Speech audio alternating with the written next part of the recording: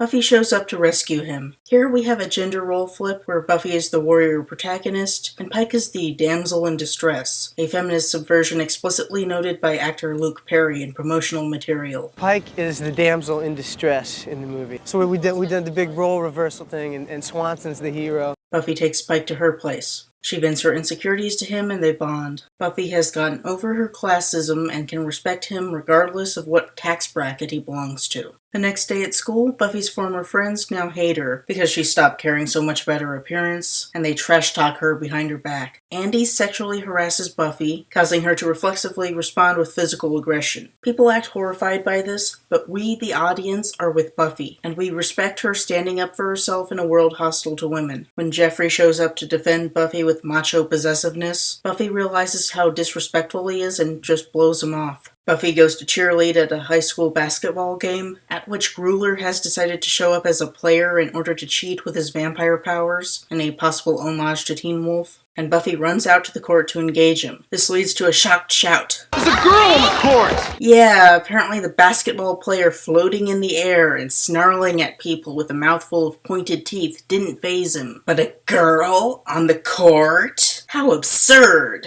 It's cheesy as heck, but it's in theme with Buffy transgressing gender roles through leaving the space designated as female to the space designated as male. The vamp runs off to tell Lothos who the Slayer is, and Buffy gives chase with Merrick following from some distance away. Buffy falls behind and ends up standing around a bunch of bikers, one of whom decides to sexually harass her. Hey babe, you want to get some real power between your legs? Yeah, I do! Dyke! You're a dyke! I'm telling the world! Okay, on a basic level, this is the sin and punishment dynamic. The biker is sexist, so Buffy humiliates him in front of his friends. However, I do not like the display of homophobia that accompanies it, especially since there's no real indication that the audience should be upset at him. Now, in the original screenplay, it's made clear that he's supposed to be an object of mockery and scorn for trying to hurt Buffy's reputation by calling her gay, as part of a general theme of Merrick looking down on high school politics. And then he's punished by Lothos totally obliterating him on the way to Merrick. In the Donald Sutherland version, though, he's only a little whiny at absolute worst. Pike sees Buffy and conveniently happens to have a bike ready, so he goes after her. Buffy chases the vamp to what looks like a junkyard for circus displays or something, and she's overwhelmed by a vampire horde. Pike shows up to save her, but it's treated very respectfully. Buffy still has her power, she's just got in a bind this time. Pike is essentially the subordinate male protagonist of an action movie who disappears partway through the plot, only to make a triumphant return toward the end to support the main protagonist. They fight the vampires off as a team, and when Buffy accidentally falls on top of him, they share a romantic moment. In another moment of overt symbolism, Buffy is on top. Lothos and Amlin show up to confront her. The two groups divide based on strength, where the lesser fighters Pike and Amlin square off, while Buffy and Lothos approach each other. Lothos is able to put the mind whammy on Buffy, requiring her to be saved by Merrick, which is reminiscent of Dracula enthralling helpless damsels Lucy and Mina, while being unable to affect Professor Van Helsing. Merrick tries to kill Lothos, but Lothos kills him, and with his final words, Merrick gives a dramatic speech. All this is a show. When the music stops, the rest is silence. This is all Donald Sutherland's work. He's trying to make himself the star. He's trying to be deep and meaningful, and it just doesn't work. Masters of the anti-climax, Lothos and Amlin walk away to leave Buffy in her grief. Now world-weary, she tries to talk to her old friends about her issues, but they're too airheaded to conceive of anything being more important than the upcoming dance. Buffy gets angry and her friends blow her off, leaving Buffy feeling alone. Buffy decides that she wants to be a normal teenage girl again, so she heads to the mall to get a dress for the dance. Pike tries to talk to her about battle plans, but she dismisses her destiny. Though she will of course end up choosing her duty to slay vampires, her assertion to be a civilian is feminist for respecting her free will and allowing her to explore her identity. I'm the chosen one, and I choose to be shopping. Benny overhears the conversation and goes to tell Lothos who the Slayer is, and Lothos decides to attack the school dance. Their gender roles momentarily traditional, Pike prepares to kill vampires, while Buffy models a dress. Buffy shows up to find that no one will accept her anyway. Jeffrey shows up with her former friend as a date, revealing that he broke up with her answering machine. Though there's no punishment for him per se, Jeffrey is now thoroughly hated by the narrative for being a sexist jackass, and what is respected is the feminist Buffy-Pike relationship. Pike shows up to the dance, and Buffy gets a romantic dance with him. You know, Buffy, you're not like other girls. This at first seems like a humorous statement, understating Buffy's difference given her understood superpowers. It's a rather cliched joke. It also represents a problematic idea that girls are mostly bad, and that the subject of affection is then praised for not being feminine. Buffy, however, counters with, Yes, I am.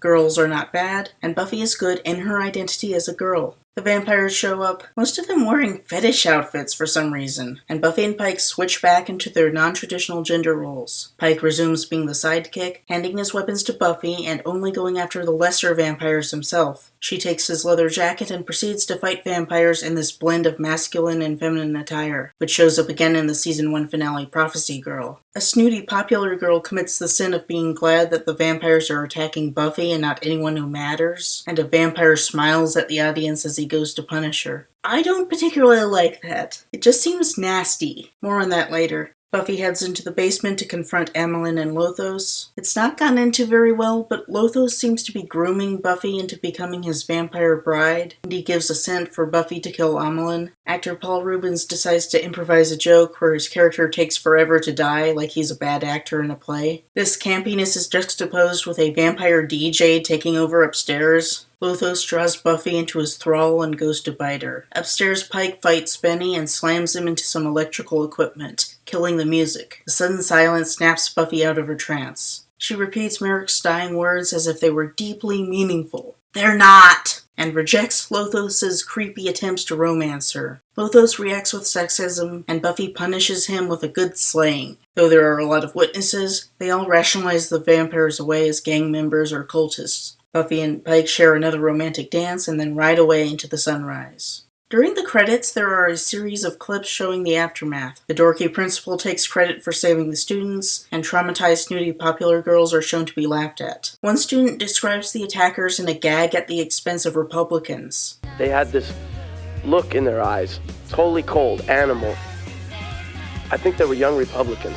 I don't like that mean humor. Republicans are not psychopaths, and shouldn't be laughed at like that. The Buffy film is actually rather hateful. This is seen primarily in the disrespect toward the Valley Girls. The basic Buffy concept is about respect, that a person who is usually dismissed is actually extraordinary. An ignored lower-class waitress can actually be a Greek goddess, and a silly teenage girl can actually be a vampire slayer, and you would be wrong for dismissing her just because of her superficial characteristics. The hateful tone of the Donald Sutherland movie stands in opposition to the feminism of Buffy the Vampire Slayer. The original Joss Whedon screenplay is far more respectful. Though Buffy and the other girls are all ditzes, they have more humanity to them. Buffy shows a bit of intelligence before ever meeting Merrick. Then she deals with her new watcher far more intelligently and in control than Donald Sutherland's Buffy. It's emphasized that intelligence is more than book smarts. She can be insightful and capable without them. Merrick also doesn't get a meaningful death speech. He kills himself to prevent Lothos from turning him. Only the Slayer reincarnates. The Watchers are an organization like in the show, so his sacrifice matters more. Additionally, both Buffy and Lothos were supposed to be sexy, as well as all the vampire biting having sexual overtones, with Grueller's assault on Buffy having the overtone of rape. Vampire bite standing for sex, and thus the coercive kind standing for rape, is a common theme on the TV show, and one which gives the fantastic vampires an allegorical nature relevant to the troubles of young women growing up. When Buffy defeats them, she is effectively defeating the rapist figure that haunts the alleyways and the fears of teenage girls. She is Buffy the Rapist Slayer. This may also indicate that the movie would have had Joss's characteristic of appealing to a female gaze with hot men, as is seen with Angel and Spike in the TV show. Overall, the screenplay reminds me of Heathers.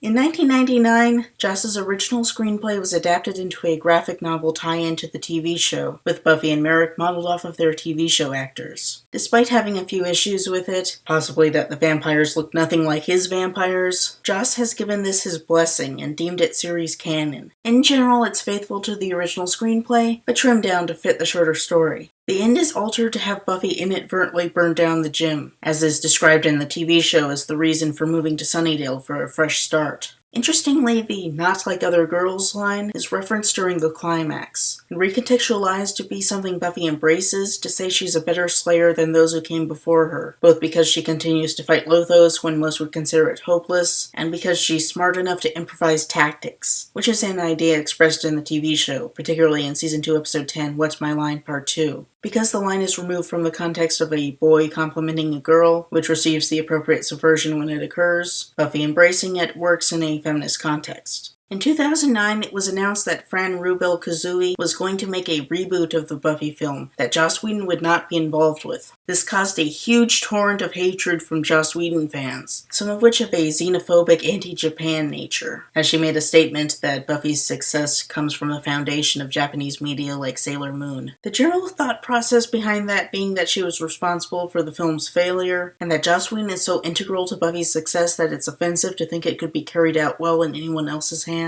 Given that the movie's real problem was Donald Sutherland, that Joss Whedon had nothing wrong with her, and that the TV show was always a group project, with Marty Noxon having control of most of Buffy Season 6, and Drew Goddard being responsible for Angel and indirectly for Spike, I don't believe there's anything inherently wrong with other people making Buffy. From a feminist perspective, it could be interesting to see what Buffy would look like as a truer product of the third wave. Probably something like Lost Girl. I am hopeful of success.